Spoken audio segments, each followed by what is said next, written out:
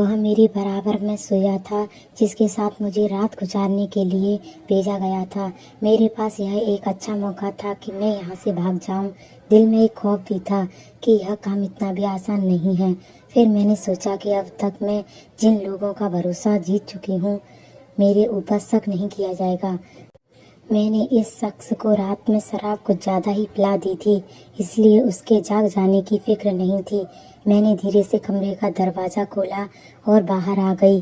वह शख्स यहाँ अकेला ही रहता था। वही एक अपार्टमेंट था जहाँ उसका छोटा सा फ्लैट था, इसलिए मुझे यहाँ से निकल जाना मुश्किल नहीं था। मैं कई बार इस शख्स के साथ यहाँ पर आ चुकी थी, इसलिए मुझ पर शक भी नहीं किया जा सकता था।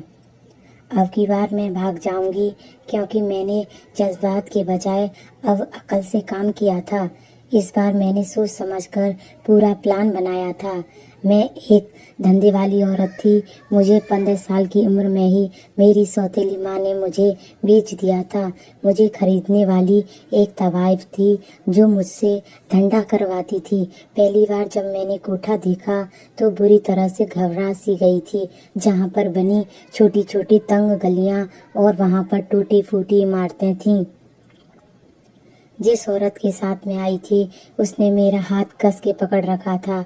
मैं बस रोए ही जा रही थी। मेरे बाप के मरते ही मेरी सौतेली माँ ने मुझे इस औरत के हवाले कर दिया था। मैंने जब जाने से इनकार किया तो मेरी माँ ने जोरदार तमाचा मेरे गाल पर मारा था और इस औरत के हवाले कर दिया।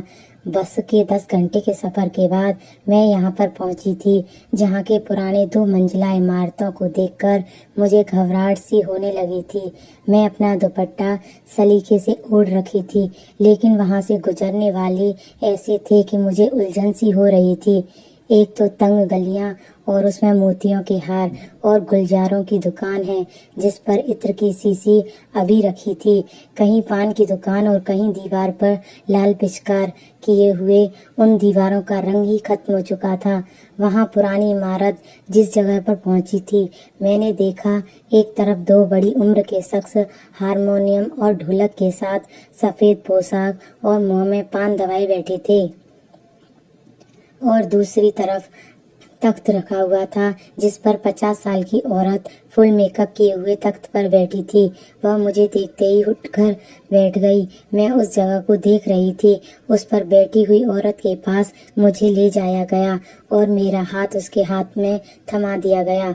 तख्त पर बैठी औरत ने सिर से पांव तक मुझे तेज नज़रों से देखा।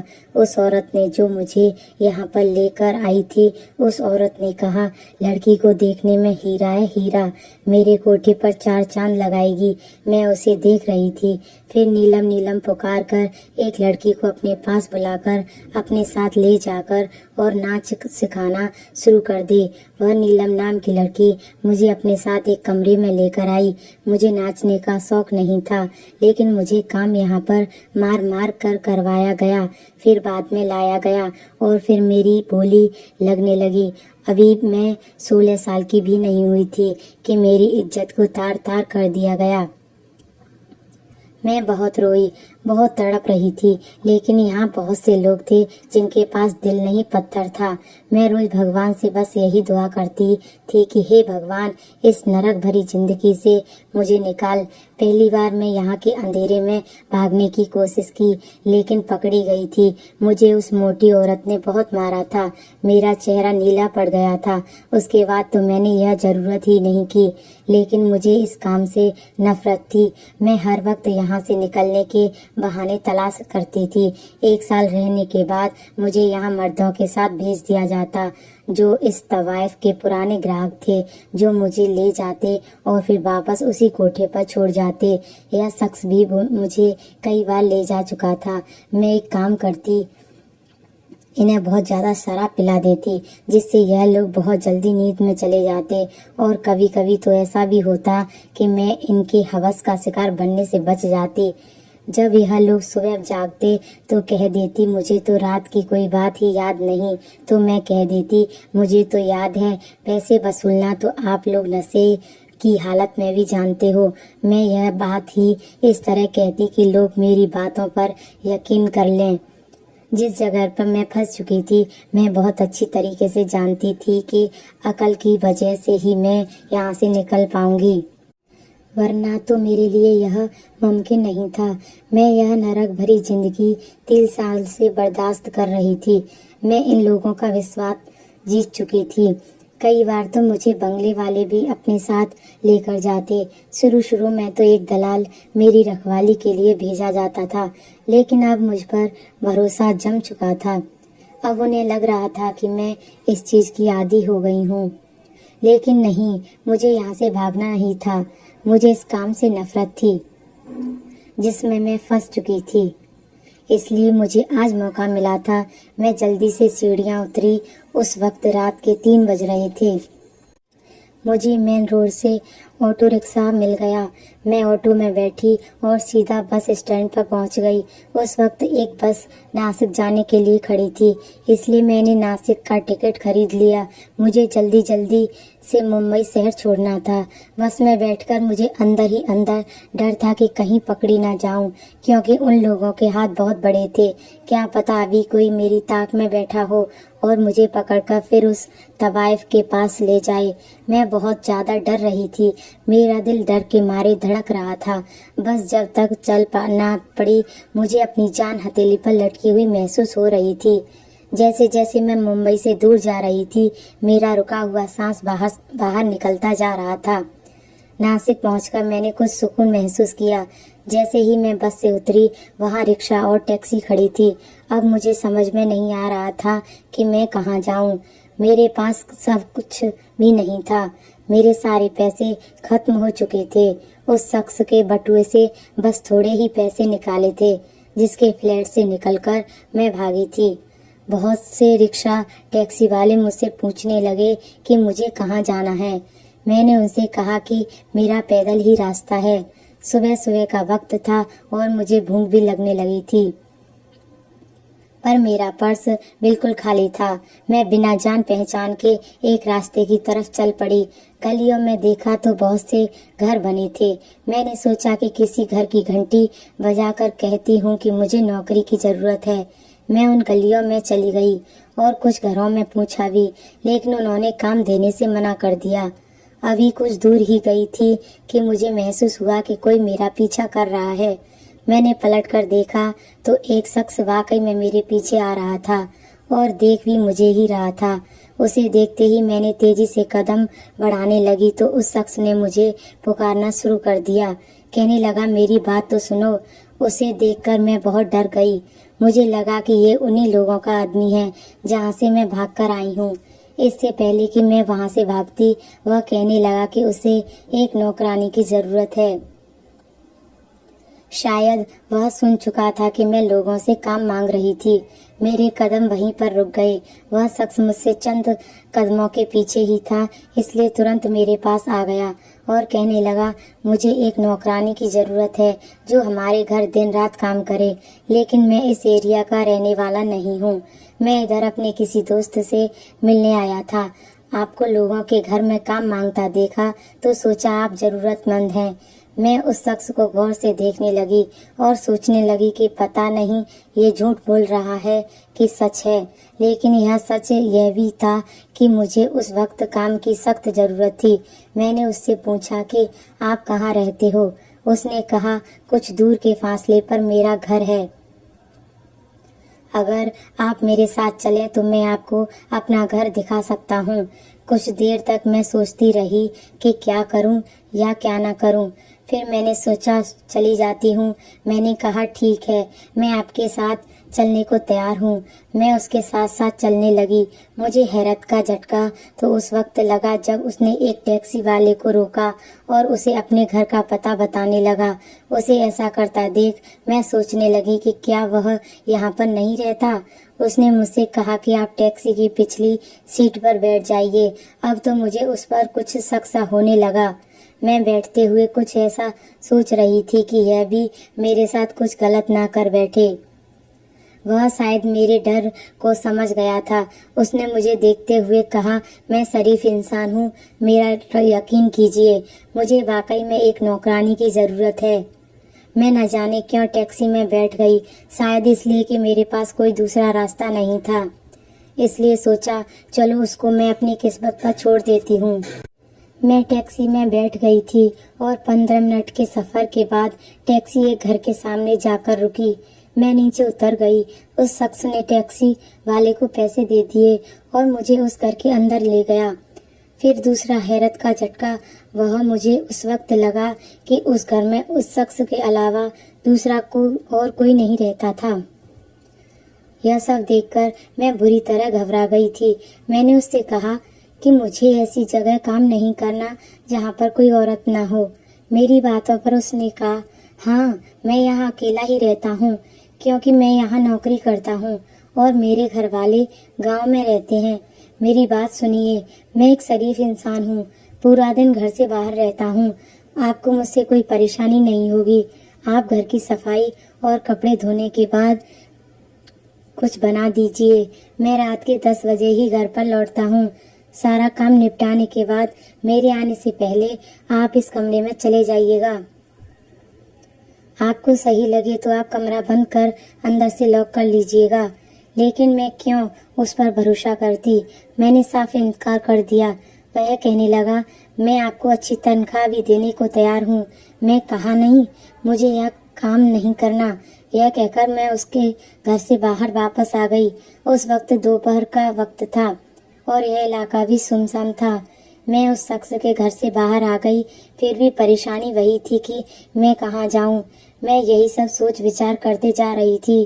तभी मेरे सामने एक गाड़ी आकर रुकी। उस गाड़ी में कुछ बदमाश बैठे थे। उनमें से एक ने कहा, गाड़ी के पीछे का दरवाज़ा खोलो और जबरदस्ती लड़की को गाड़ी में बिठा लो। मैं यह सुनकर वापस भाग गई। वह गाड़ी मेरे पीछे आने लगी। मैं भागकर उसी घर पर पहुंची और दरवाज़ा पीटने लगी। मैंने बहुत जोर से दरवाज़ा बजाया। चिल्ला चिल्ला कर कहने लगी, दरवाज़ा खोलो, मुझे बचा लो। गाड़ी मेरे पास आकर रुक गई। उसमें से एक अनजान मेरे पास आया था। वह शख्स मुझे देख रहा था। मैं बुरी तरह से घबराई हुई थी और उसके पीछे छुप गई। उसने कहा, यह लोग जबरदस्ती मुझे अपनी गाड़ी में बैठाना चाहते हैं। वह कहने लगे, इस लड़की को मेरे हवाले कर दो वरना बहुत पछताओगे। पर वह शख्स बहुत ही नॉर्मल अंदाज में खड़ा था, जिसके पीछे मैं भी थी। अपनी सलामती चाहती हो तो वापस चले जाओ और दोबारा मुझे इधर नजर मत आना, वरना जो तुम लोगों का करूँगा अपनी शक्ल भी नहीं पहचान पाओगे। यह सब कहते हुए उस शख्स ने जेब से एक कार्ड निकालकर दिखाया। वह पुलिस ऑफिसर था। कार्ड देखते ही वह बदमाश तुरंत भाग गए। उनकी गाड़ी बहुत दूर चली गई तो उसने कहा, आप चाहें तो जा सकती हो और कहिए तो मैं आपको आपके घर तक छोड़ दूं। उसकी यह इंसानियत देखकर मैं शर्मिंदा हो गई। वह वाकई में एक पुलिस ऑफिसर था। मैं उसके घर रह सकती थी। मैंने उससे कहा कि मेरा यहाँ पर कोई नहीं है। मैं नौकरी की तलाश में गांव से आई हूँ। मैं भी एक झूठ बोल रही थी क्योंकि सच बोलती तो शायद मुझे नौकरी पर नहीं रखता। मैं उसके घर काम करने लगी। वाकई में वह सुबह उठते ही नाश्ता करने के बाद चला जाता और रात के 10-11 बजे ही वापस आता। मैं पूरा दिन घर पर अकेली होती थी। रात को उसके आने से पहले खाना खाकर मैं अपने कमरे में चली जाती थी। उसका खाना किचन में रहता है। वह अपने हाथ से अपना खाना निकाल लेता था। एक दिन मैं सुबह कमरे से बाहर आई तो मुझे उसके कमरे में कराने की आवाज़ आ रही थी। मतलब वह आज घर पर ही था लेकिन करा रहा था। पहले तो मैंने सोचा उसके कमरे में जाकर देखती हूँ। फिर सोचा पता नहीं वह मेरे बारे में क्या सोचेगा कि मैं उसके कमरे में क्यों आई। फिर न जाने मेरे दिल में ख्याल आया कि मैं दौड़ती उसके कमरे में चली गई। उसे गोली न लगी हो, लेकिन जब मैं उसके कमरे में गई तो बेड पर लेटा हुआ था और हाय हाय कर रहा था। मैं उसके पास गई तो उसकी आंखें बंद थीं। मैंने उससे पूछा, आज आप घर पर हैं, आपकी तबीयत तो ठीक है? मेरे पूछने पर उसने जरा सी आंखें खोली और कहने लगा, मुझे बहुत तेज बुखार है, मेरे लिए एक कप चाय बना दीजिए। मैं तुरंत किचन में आई और अपना और उसका नाश्ता बनाकर उसके कमरे में ले गई और 2 दिनों तक उसे काफ़ी बुखार था। उसका बहुत ख्याल रखा और इन्हीं दौरान हमारी कुछ बातचीत भी होने लगी। वह मुझसे कहने लगा, आप बहुत अच्छी हैं, आपने बीमारी में मेरा ख्याल रखा। वह शख्स अच्छा था। अब मुझे उससे डर नहीं लगता था। वह मुझसे मेरे घर वालों के बारे में पूछता कि मैं कहाँ की रहने वाली हूँ, मेरे कितने बहन भाई हैं। मैं उससे सब कुछ झूठ ही बताती रही। एक दिन को रात के 12 बजे तक वह घर वापस नहीं आया तो मुझे उसकी फिक्र होने लगी। पुलिस की नौकरियों में हादसा का होना आम सी बात थी। यही सब सोचकर मेरा दिल घबरा रहा था। शायद मैं उसे पसंद करने लगी थी। उसके इंतजार में बैठी ही रही। रात के 2 बज गए लेकिन वह वापस नहीं आया। मेरी जान निकली जा रही थी। मैं रोने लगी थी कि मैं कहाँ जाऊं। धीरे धीरे करके रात के 3 बज गए। मेरा रो रो कर बुरा हाल था। फिर बाहर दरवाज़ा खुलने की आवाज़ आई। मैं तेजी से उसके पास आई, लेकिन जब मैंने उसे जख्मी हालत में देखा तो मैं परेशान सी हो गई। उसकी बाजू में चोट लगी थी और वह लंगड़ा भी रहा था। मैं उसके साथ गले लगकर रोने लगी और घबराकर बोली, क्या हुआ आपको? यह चोट कैसे लगी? आप कहाँ थे? मैं कब से आपके लिए परेशान थी। एक ही सांस में न जाने मैंने कितने सवाल कर दिए। वह मुझसे कुछ पीछे हट गया तो मुझे अपनी गलती का एहसास हुआ। कहने लगा, मेरी नौकरी ऐसी है, आप परेशान मत हो। यह कहकर वह लंगड़ाते हुए अपने कमरे में चला गया। मुझे अपनी गलती पर अफसोस होने लगा। ठीक है, मैं परेशान थी। अनजाने में जो कर बैठी थी वह सही नहीं था। मैं अपने कमरे में चली गई। सुबह उठा और उसने नाश्ता बनाया। मुस्कुराने लगा कि आइए नाश्ता कर लीजिए, मैंने आपके लिए भी बनाया है। मैंने कहा, आपको इतनी चोट लगी है तो आपने क्यों बनाया? मुझे कह देते। किसी हक से उसकी इस हालत सवाल पर मैं चुप सी रह गई और उसे देखने लगी। वह बड़ी गौर से मुझे देख रहा था। कहने लगा, यहाँ पर बैठो, मुझे आपसे कुछ बात करनी है। उसने प्लेट में नाश्ता डालते हुए बोला, पहले आप नाश्ता कर लीजिए। उसकी बात सुनकर मैं खामोशी से नाश्ता करने लगी। वह मुझे देख ही रहा था। जब मैंने नाश्ता कर लिया तो कहने लगा, मुझे आप बहुत अच्छी लगने लगी हैं और मैं आपको पसंद भी करने लगा हूँ। मुझे नहीं लगता कि अब एक घर में ही रहकर मैं आपसे दूर रह पाऊँगा, इसलिए बेहतर यही होगा कि मैं आपसे शादी कर लूँ। मुझे अपने घर वालों की तरफ से अपनी मर्जी से शादी करने की इजाज़त है। अब आप बताइए कि कब मैं आपके घर वालों से मिल सकता हूँ? इस सवाल पर तो मेरा रंग उड़ गया। मैंने एक छोटी कहानी सुना दी। मैंने उसे बताया कि मैं घर से भागकर आई हूँ क्योंकि मेरी सौतेली माँ जबरदस्ती मेरी शादी एक बूढ़े से करवाना चाहती थी। वह मेरी बातें खामोशी से सुन रहा था। फिर कहने लगा, अगर आपको ऐतराज़ ना हो तो हम कल ही शादी कर लेते हैं। मैंने सहमति में अपना सिर हिला दिया और मैं बहुत खुश भी थी। आखिरकार मुझे इज्जत की ज़िंदगी मिलने वाली थी, जिसकी आरज़ू हम बहुत सी लड़कियों के दिलों में होती है। लेकिन इस ख्वाहिश को दिल में रखी हम लोगों की उम्र ही निकल जाती है। लेकिन कोई भी हमें ऐसी ज़िंदगी नहीं देता। अगर मैं उससे बता देती कि मैं कौन हूँ तो वह मुझसे नफरत करने लगता। अगले दिन इस शख्स यानी उदय के साथ मेरी शादी हो गई। मैं उदय के साथ बहुत खुश थी। वह भी मेरा बहुत ख्याल रखता। लेकिन शायद हम जैसी लड़कियों की जिंदगी में खुशियाँ होती ही नहीं। दोपहर का वक्त था। मेरे घर के सामने दरवाजे पर दस्तक हुई। मेरा पति इस वक्त घर पर नहीं था। मैंने जैसे ही दरवाज़ा खोला तो वहाँ पर वही औरत खड़ी जिसके कोठे पर मैं काम करती थी। उसे देखते ही मेरी जान निकल गई। मेरी बदकिस्मती ने मेरा पीछा नहीं छोड़ा। वह मुझे मारते हुए अपने साथ लेकर गई।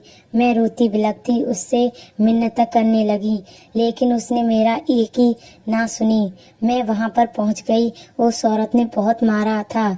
उसने मुझे मारते हुए कहा, यहाँ आने की बहुत से रास्ते हैं, लेकिन जाने का बस एक ही रास्ता है और वह सिर्फ मौत। आने के बाद रात को जो कुछ भी मेरे साथ हुआ, इससे बेहतर था कि मैं मर जाती। मेरे कमरे में आने वाला इंसान था मेरा पति। उसे देखकर मुझे लगा कि वह मुझे लेने आया है, लेकिन उससे पीछे से मुस्कुराती हुई उस कोठी की मालकिन औरत को देखकर मैं सहम सी गई। वह मुस्कुराकर बोली कि तू सोचती थी कि तू भाग जाएगी और मुझे खबर तक नहीं होगी। मैंने इसे तेरे पीछे जासूसी करने लगा रखा था। यह तेरे पीछे साई की तरह था, तेरी बस में भी था। तू जहाँ नौकरी मांगने गई थी वहाँ भी एक मेरे कहने पर ही तुम्हें अपने घर लेकर गया था और तुझे नौकरी भी हमारे कहने पर ही दी गई थी।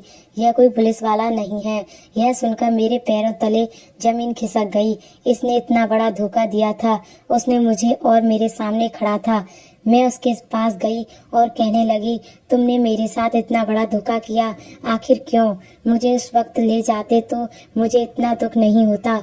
मैंने मर्दों का सिर्फ एक ही रूप देखा था और पता, लेकिन तुम्हें देखा मेरी सोच बदल गई थी। इंसान भी होते हैं। तुम्हारे रूप में जिसने देखा था मुझे उससे मोहब्बत हो गई थी। काश तुम मेरे सामने ना आते ताकि मेरे दिल में तुम्हारी इज्जत बनी रहती। मेरी इतना कुछ कहने पर भी नहीं बोला।